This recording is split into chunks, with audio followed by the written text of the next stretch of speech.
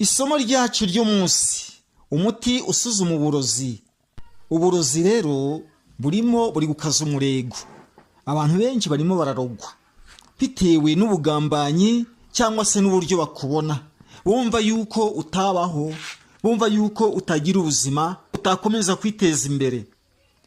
Bityo rero uburozi burimo bukaza umurego. Nanjye ubwanjye nabateguriye inyigisho ijyana n'uburyo ugomba kwisuzuma uburozi, ukamenya niba barakuroze cyangwa se niba batarakuroze.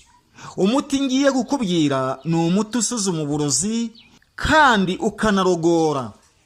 Utega amatwi wumve iyi video yose uyirangize, uri buze kumvamo ubumenyi, uraza kuvanamo ubumenyi kugira ngo ubuzima bwawe butere imbere.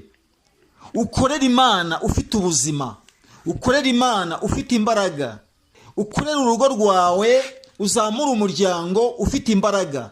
Abone nubwo baba batakuroga, ariko hari n'abandi baroga, ukabasha kubagira inama no kubagezaho uyu muti mu gihe be badafite ubushobozi